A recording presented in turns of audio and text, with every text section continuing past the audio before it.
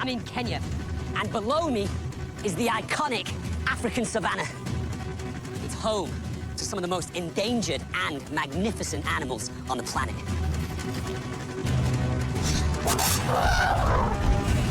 And if I'm lucky, the object of my mission.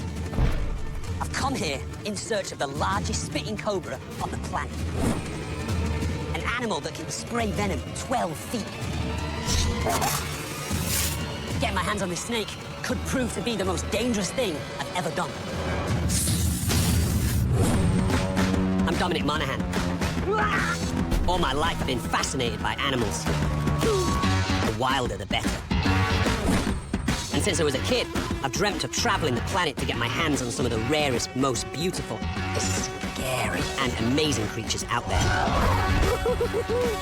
And now, I finally have my chance.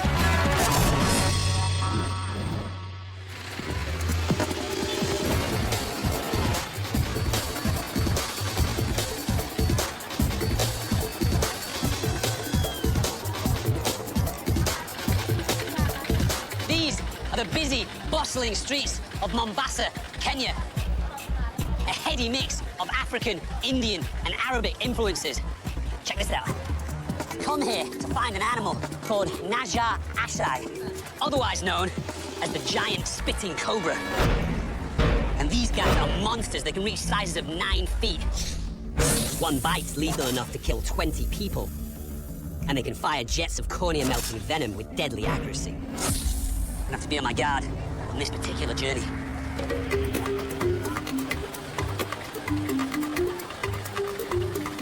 And after grabbing some supplies for the road, can I get 3? You want one, Frank? Yes. Thank you, my friend. Thank you, my friend. See you later. It's look tasty. Oh, my God. I'm an apple snob. That is a fantastic apple. If you don't want yours, Frank, I'll have it. Oh, okay, fine. It's time to get going.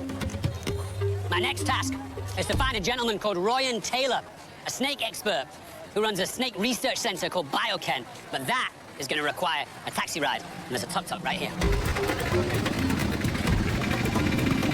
Ryan's worked with these snakes for years. And if anyone can teach me how to tangle with one and live, it's him.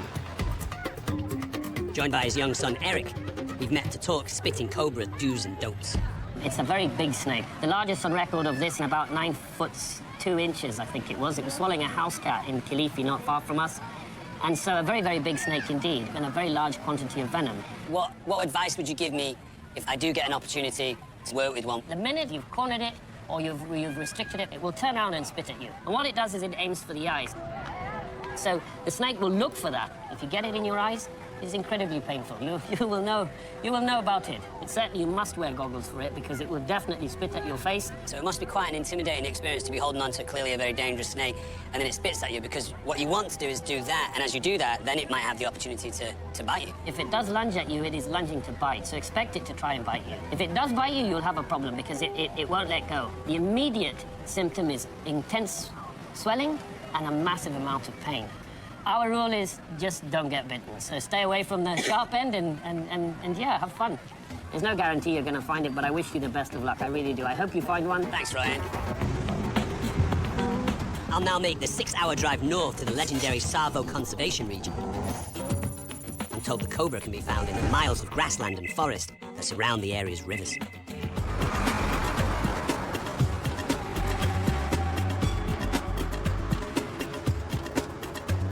So after a long drive, I am finally in Tsavo.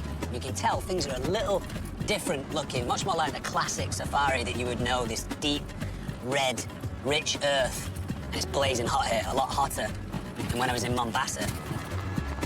Tsavo is regarded as one of the best spots on the continent to see wildlife, and I quickly see why. I've heard of a zebra crossing, but this is a giraffe crossing.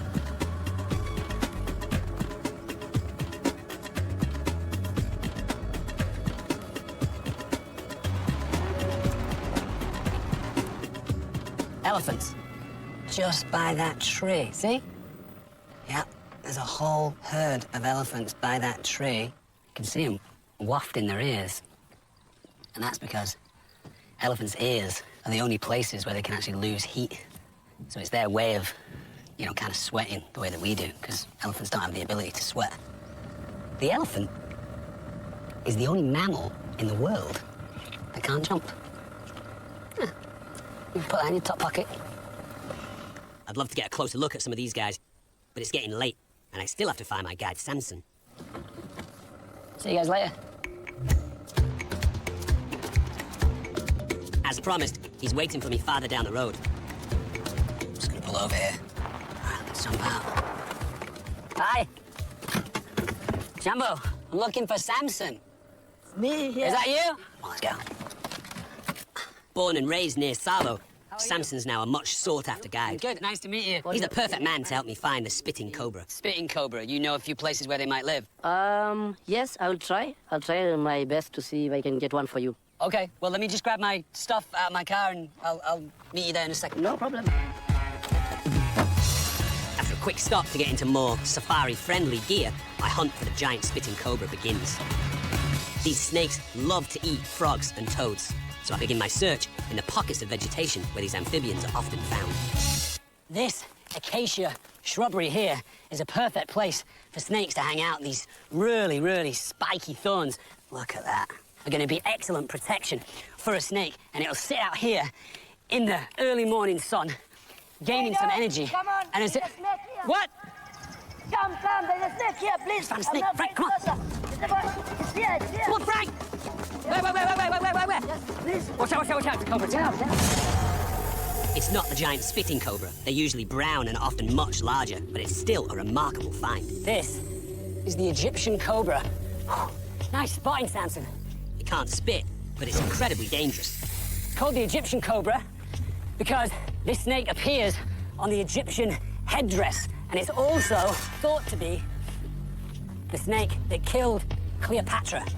That would be a good snake to choose if you wanted to commit suicide, which supposedly Cleopatra did, because this snake has a neurotoxic venom. Now, neurotoxic venom attacks your nerves. Your heart rate's gonna slow down, and you're probably gonna suffer from lung failure and eventually die. These guys can kill a grown adult in less than an hour, and if this snake manages to hit an artery, they can kill you in less than 20 minutes. That said, cobras will generally avoid humans. Their venom's too precious to waste on things they can't eat. They'll strike if threatened, but first, they give off some telltale warning signs. You hear that hiss? Nice. Yeah, sounds like a fighter jet taking off. Amazing noise. That hissing noise means stay away. She's really locked onto me right now. And this very impressive hood that this cobra is displaying is done by spreading their ribs out. And what that does is show any animal that's trying to mess with it that it's actually bigger than it is. But the interesting thing about the hood is that right here, behind the back of the head, where the hood is, their peripheral vision there is really bad. As you can see, like, I can actually touch the back of its hood and it doesn't really know what's going on. Your greatest strength is your greatest weakness. I don't want to annoy this guy too much. It's been a real pleasure hanging out with it. This is where I found it, so I'm just gonna let it go about its business and see if I can find two snakes in the same day. Woohoo! Egyptian cobra, wicked.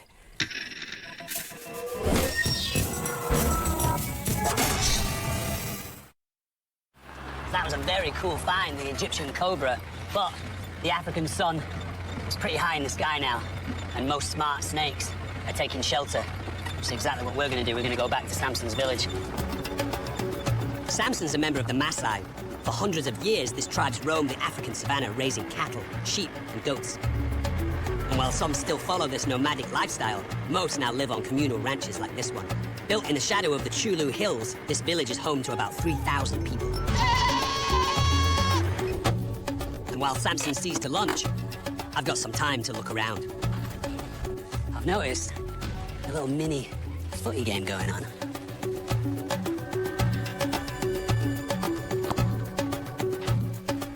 Hi. Hello. Nice to meet you. How are you? Good. Even though we don't totally understand each other. You know Star Wars? Lightsaber, Luke Skywalker, Yoda. Yeah? This is from Star Wars. I discover once again that when it comes to football, we all speak the same language. Rooney. This is your club. The name of the... Oh, my club? Yeah. Manchester United. Who will win? Who? Chelsea? No. Liverpool. And after an impromptu gift exchange... There you go. That's for everyone to share. Thank you very much. That's very kind of you. Sweet. I get back to exploring the ranch. It's clear that the Maasai are quite at ease in a modern world, but their ties to tradition still run deep. One of the cutest, most joyous human sounds you'll hear is little kids singing, obviously, so let's see what's going on in here.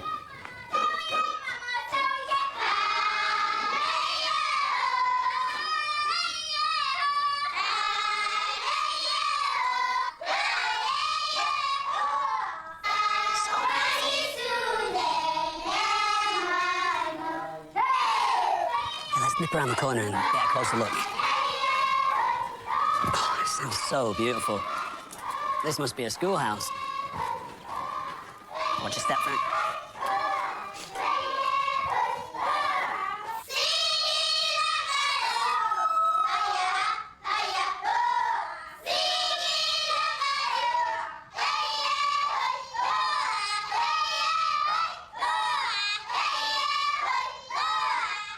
See you guys later. Wow, that was pretty amazing, just coming across that in the middle of nowhere. What a noise they made. Whew, it was kind of an emotional experience, to be honest. It's time to check back in with Samson. He's kindly arranged a traditional lunch. And to the Maasai, that means only one thing. There's goat, right? You can have a try, you can try. Oh, yeah, I'll have a bit. Never turn down goat. Yes. Do that here, and you're going hungry. Meat is the meal. Okay. Nice and fatty. We really don't take vegetables. We only take milk, blood, and meat. That's like me. Oh, yeah. As lunch continues, I can't resist asking about the animal I've traveled so far to see. I wondered if these guys have ever seen the giant spitting cobra, or have they ever seen any type of cobra? Yes, they say they have seen usually when they go out looking after their livestock in this area as well. And they're very fast. They go into their hole immediately when you see them. Samson, how close are you guys to medical attention if someone were to get bitten by a venomous snake? It's far. You have to walk probably about 20 kilometers. Wow. With a snake bite? Yes. With lunch done, it looks like it's time to get back to my mission. Our food was great. We eat a lot, 2 goats. Yeah, I think he's gonna pass out. Yes. he needs a nap, maybe. Yes. Back on the savannah, my hunt for the giant spitting cobra continues. This is just dry sand and earth. There's a couple of animal burrows here, some weaver birds over there in the distance in that tree, and there's a lot of elephant dung. So the interesting thing about Africa is that even in these places where it looks like it's almost desert, there is a lot of life to be seen.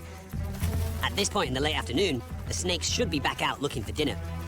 And while there's no sign of the cobra, I think I've just spotted another local who packs a mean punch. Oh, watch it, Samson. Yeah, okay. Oh, have a look at this. This is the black-tipped scorpion. Let me see if I can sit on this log for half a minute. Fast little dude. Obviously, the name the black-tipped scorpion makes a lot of sense when you can see his stinger there. Beautiful and black. And those colors in nature are very, very clear. Blacks, reds, yellows, oranges, they all say, stay away from me. I'm dangerous. These guys are venomous. All scorpions are venomous. Usually, the bigger the sting, the more powerful the venom. And if they have very small, pincers, like this guy does, it's probably going to rely on its sting for its defense. And this guy certainly packs a significant punch. I would think a grown adult is going to experience a lot of localized pain. It's not a very nice sting at all, but it probably wouldn't kill you. Wouldn't like to try it, though. These guys are pretty ferocious hunters. Anything that they can grab their pincers on, they're going to hold on to, hello, and then that sting, that very powerful sting, is going to come over and envenomate their prey. These guys aren't cobra food. It's too much of a risk for a cobra to go at something like a scorpion. That sting is just too dangerous. It's good eating, actually, because it's all protein, apart from that sting, which is obviously a little dodgy. Since this guy is nocturnal, don't really want to annoy him too much, so I'm going to put him back where I found him. It's nice to meet you, dude. Right, let's get going.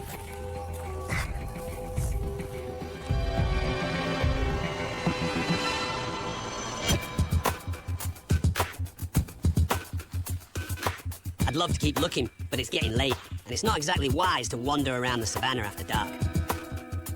Time to call it a day.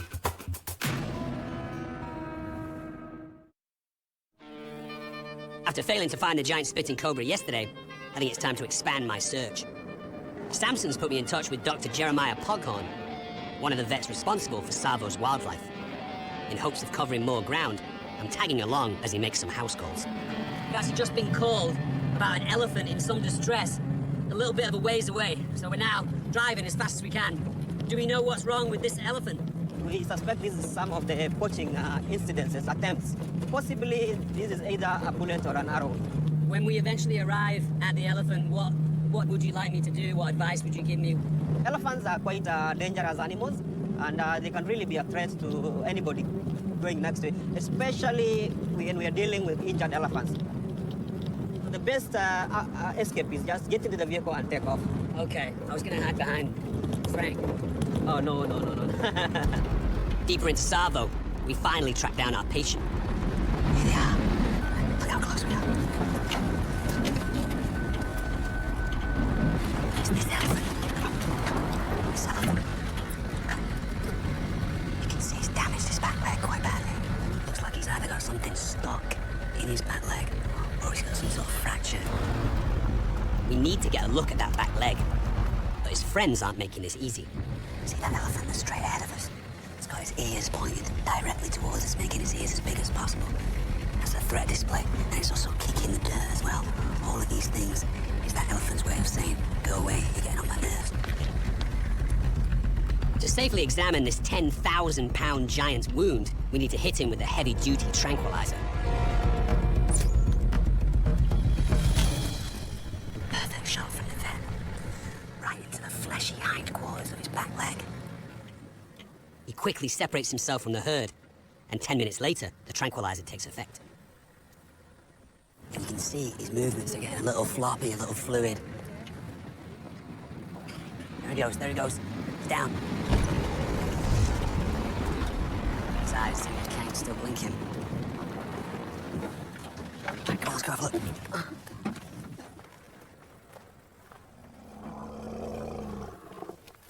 So this is an infection in the leg, but how has that occurred? What do you think? Yeah, this one probably looks like a typical arrow wound. We've seen so many of these cases. Even though the sale of ivory is banned in many countries, it still fetches astronomical prices on the black market. Every year, hundreds of Kenyan elephants are horribly wounded or killed by poachers looking for a big payday. Oh, man.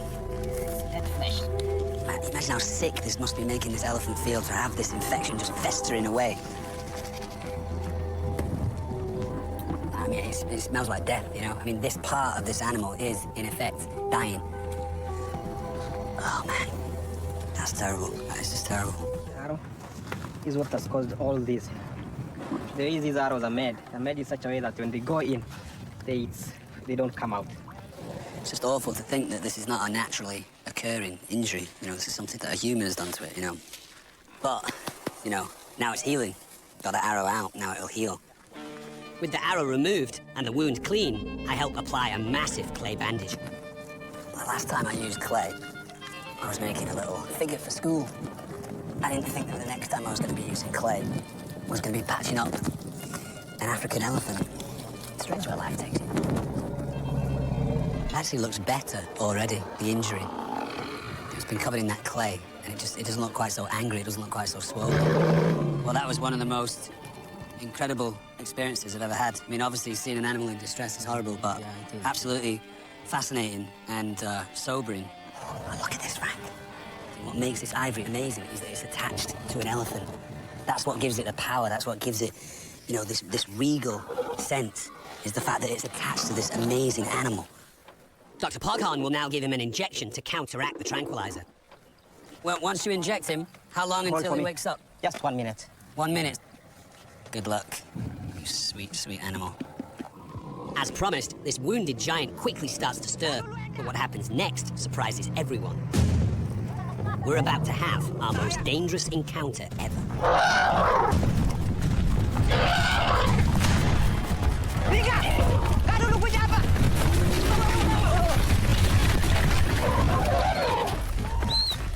Luckily, we managed to sprint to safety.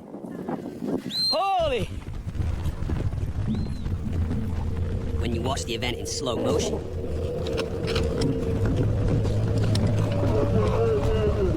you see how narrowly our cameraman Frank avoided serious injury.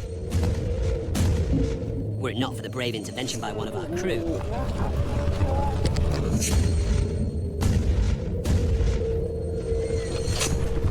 Frank may well have been trampled. Donald, just saved your life, dude. Thank you. It's a sobering reminder that when it comes to wild animals, you can never underestimate them. The good news is, judging from the way that guy just moved, he's going to make a full recovery and will roam this savannah for decades to come. I'll never forget my experiences in Savo.